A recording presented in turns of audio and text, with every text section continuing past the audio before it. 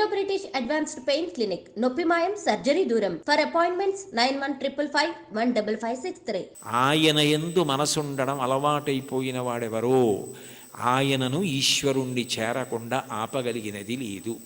అందుకే దాని విషయంలో ఒక విచిత్రమైనటువంటి మాట చెప్తుంటారు. ఆఖరికి భగవంతుని యందు ఐక్యమైపోయే స్థితిలో కూడా భక్తి యొక్క దార్ఢ్యం ఎలా ఉంటుందంటేట, ఇంకా భగవత్ సేవ ఎందే ప్రీతి పొందుంటుందిట. అయ్యో చూడండి, దానికి నేను మీకు ఒక ఉదాహరణ చెప్పాలంటే, నాకు కూతురుంది, కొడుకున్నాడు. నా కూతుర్ని నేను ఎంతో ప్రేమగా పెంచి పెద్ద చేశాను, చదివించాను. దానికి పెళ్లి సంబంధం నేనే చూశాను. యోగ్యమైన వరుడు, మంచి కుటుంబం అని దానికి పెళ్లి చెయ్యాలని అబ్బో చాలా కష్టపడ్డాను. నేను కట్టుకున్న ఇల్లు ఒకటి అమ్మేశాను. పెద్దాపురం నాకున్నది ఆ ఇల్లు ఒక్కటే, అది అమ్మేశాను. ఇప్పుడు వేరే ఇల్లు కట్టుకున్నాను అనుకోండి కాకినాడలో. ఆ ఇల్లు అమ్మేశాను. ఆ డబ్బు పెట్టి ఎంతో బాగా పెళ్లి చెయ్యాలని ఎంతో తాపత్రయపడి దానికి నిజంగా అంత బాగా పెళ్లి చేసి కన్యాదానం చేసేసి ఇంటికి వచ్చి బావురుమని ఇచ్చాను పూజామందిరంలో. అయ్యో నా కూతురు వెళ్ళిపోతోంది అత్తారింటికని.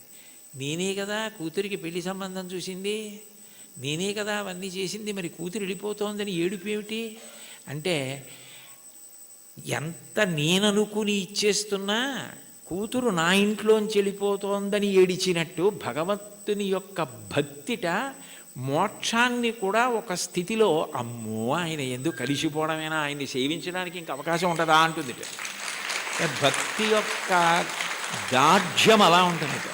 దానికి సుప్రభాతంలో ఒక విచిత్రమైన శ్లోకం ఉంటుంది, నేను ఇప్పుడు చదువుతుంటాను. అందులో ఆ శ్లోకంలో ఒక మాట అంటారు. అందులో స్వామివారిని స్వర్గాపవర్గ నిరపేక్ష నిజాంతరంగా కల్పాగమా కలనయా కులతాం లభంతే శ్రీవేంకటాచలపతే తవ సుప్రభాతం అంటారు. స్వర్గాపవర్గ నిరపేక్ష నిజాంతరంగా తద్గోపురాగ్రశిఖరాణి నిరీక్షమాణా. స్వర్గము అపవర్గము, ఉత్తమలోక ప్రాప్తి, మోక్షము ఏమిస్తున్నా కూడాట వెళ్ళిపోతూ వెళ్ళిపోతూ ఆనందనిలయ విమానం చూసి అవన్నీ మా కొద్ది ఇక్కడ ఉంటామంటారట. అంటే భక్తి యొక్క తాత్పర్యం అలా ఉంటుంది. ఆ మనసు భజించి సేవించడానికి అలవాటు పడిపోయిన వాడు పతనం అయ్యేటట్టుగా చూడగలిగినది లోకంలో ఉంటుందా? వాడికి ఆకాశం అడ్డం కాదు, పాతాళం అడ్డం కాదు. పైకి వెళ్ళేవాడికి పాతాళం అడ్డం ఏమిటి? ఎవరికైనా పైకి ఎడుతుంటే ఆకాశం అడ్డం అవ్వాలి, ఇంకోటి అడ్డం అవ్వాలి. పాతాళం అడ్డం ఎలా అవుతుందంటే, కింద పడితే పాతాళం అడ్డం అవుతుంది. బాగా కింద పడిపోదాం అనుకున్నానండి, నాకు పాతాళ లోకం అడ్డొచ్చింది అనాలి. ఈశ్వరుణ్ణి చేరాలనుకున్నవాడు పైకి ఎడతాడు కానీ కిందకి ఎడతాడా? అంటే ఒకవేళ ఓ తప్పు చేసి కిందకి వెళ్ళిపోయినా ఈశ్వరుడు వాడిని ఏం బాధ పెట్టడు. వాడిని మళ్ళీ పైకెత్తే పూచి ఆయనే తీసుకుని పైకెత్తుతాడు. అందుకని పాతాళం అవడం అవదు, కింద పడ్డా కూడా వాడికి అంత కింద పడ్డా అంత పైకి ఎక్కుతాడు. దానికి ఉందా అంటే ఉంది. ఉదాహరణ బలిచక్రవర్తే ఉన్నాడు. అంత ఇంద్రుణ్ణి గెలుద్దామనుకున్నవాడు గెలవలేక గురువుగారిని శుక్రాచార్యుల వారిని పట్టుకుని విశ్వజిత్ యాగం చేసి అగ్నిహోత్రంలోంచి బంగారు రథం, గుర్రాలు, గొప్ప గొడుగు, అక్షయబాణ తూణీరాలు, ధనస్సు అన్నీ పొంది ఇంద్రుణ్ణి ఓడించి అంత గొప్పవాడైతే ఇంద్రుడు బృహస్పతి దగ్గరికి వెళ్ళాడు. ఆయన గురువుగారు శుక్రాచార్యుల వారిని ఆశ్రయించాడు. నేను మా గురువుగారు మీ దగ్గరికి వచ్చాను, నేను ఎలా ఓడించాలి బలిచక్రవర్తిని అని అడిగాడు. నేనా శుక్రుడా వదిలేయి, గురువుల అనుగ్రహం పొందిన వాణ్ణి పాడు చెయ్యగలిగిన వాడు ఉండడు. బలమునవానికి వృద్ధి వచ్చే, గురువుగారి మాటల వల్ల వృద్ధిలోకి వచ్చాడు. వారి పాటింపకిక మీద వాడి చెడును.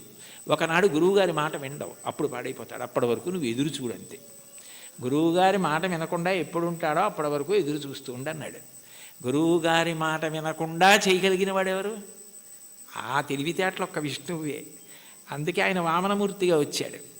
వచ్చి 3 అడుగులు చాలన్నాడు. 3 అడుగులు ఏమిట్రా బాబు, నేను మహారాజుని, నువ్వు ఏమైనా అడుగు, గొడుగు, ఆఖరికి నీకు నేను ఏవైనా పెద్ద పెద్దవి ఇస్తాను తప్ప ఇది ఎక్కడి ప్రారంధం, నువ్వేమో 3 అడుగుల నేల ఇమ్మంటా ఏమిటి, 3 అడుగుల నేల అడక్కు, ఇంకేమైనా అడుగు, ఇంకేమైనా అడిగని పాపం ఎన్ని అడిగాడు. వరచేలములో, మాడలో, ఫలములో, వన్యంబులో, గోవులో, హరులో, రత్నములో, రథములో, విరుష్ణాన్నమో, కన్యలో, కరులో, కాంచనమో, నికేతనములో, భూములో, ధరణీఖండమో కాక ఏమడిగేదో ధాత్రి సురేంద్రోత్తమ, ఏం కావాలో అడుగన్నాడు.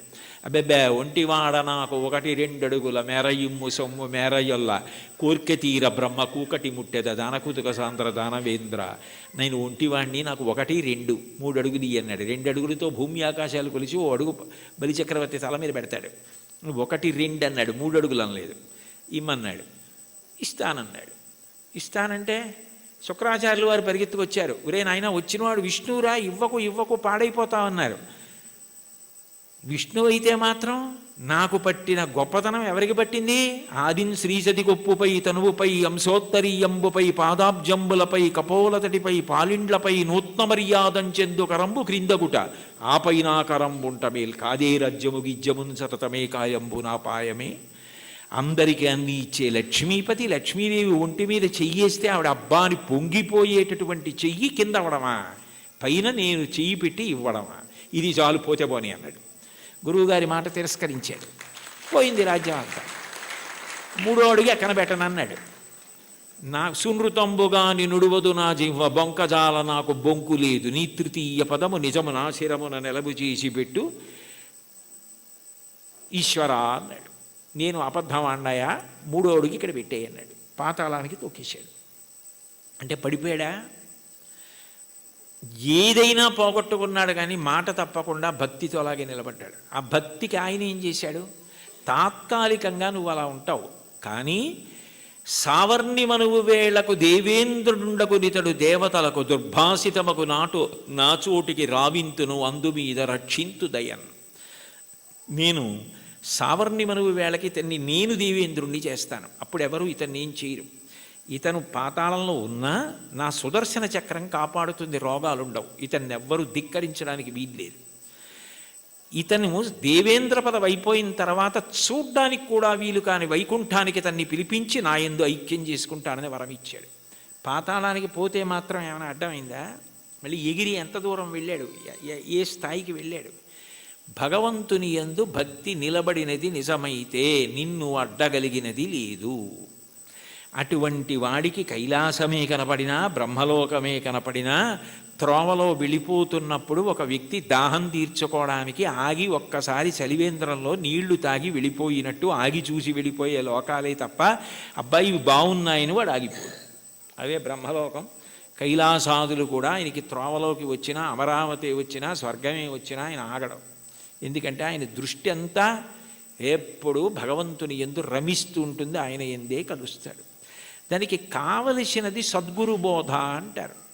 చెప్పకుండా చెప్పడం, అన్యాపదేశోపదేశము అని పైకి చెప్పకుండా చెప్పడం. నేర్చుకోవలసినది ఏమిటంటే ఎప్పుడూ భగవంతుణ్ణి స్మరించగలిగినటువంటి మనసుని నీలో నువ్వే పెంపొందించుకో. ఉద్ధరేణ ఆత్మనాత్మానం ఆత్మానవసాదయేత్ ఆత్మైవరాత్మనా బంధు ఆత్మైవ రిపురాత్మన. నిన్ను నువ్వు ఉద్ధరించుకోవాలి. నీకు ఆకలిస్తే నువ్వు అన్నం తినాలి, నీకు నిద్ర వస్తే నువ్వు నిద్రపోవాలి. నిన్ను నువ్వు ఉద్ధరించుకోవాలి. నీకు నువ్వే మిత్రుడు, నీకు నువ్వే శత్రువు. నీ మనసు లౌకిక విషయముల యందు మాత్రమే అనురక్తమైతే నిన్ను బాగు చేయగలిగిన వాడు ఎవ్వరూ ఉండడు. నీ మనసు భగవంతుని యందు రమించడం అలవాటైతే నిన్ను ఎవ్వరూ ఉద్ధరించక్కర్లేదు. అది నీ అంత నువ్వుగా ఆ భక్తికి ముహూర్తాలు ఉండవు. వచ్చే ఏకాదశి నుంచి భక్తిగా ఉంటానండి అంటే అదేమైనా శంకుస్థాపన, గృహప్రవేశమా? భక్తిగా ఉండడం అన్నది మనసులో భగవంతుని యొక్క చింతన చేత వస్తుంది. ఎంతటి మహోపకారి అన్న భావన అది కలిగితే ఆయన ఆరాధన యందు లౌల్యము కలుగుతుంది. ఎప్పుడెప్పుడు ఆరాధిస్తానా, ఎప్పుడు కాళ్ళు కడుగుతానా, ఎప్పుడు అర్ఘ్యం ఇస్తానా, ఎప్పుడు ఆచమనీయం ఇస్తానా అని మనసు కొట్టుకుపోతుంది. అర్చాలౌల్యా సంతతం చంద్రమౌళే పౌనఃపుణ్యం విష్ణునాంనాంచ పాఠ ఏకం చాసౌ బోధతే దేవతానాం అంటారు మహాస్వామి వారి గురించి. అటువంటి స్థితి కలుగుతుంది.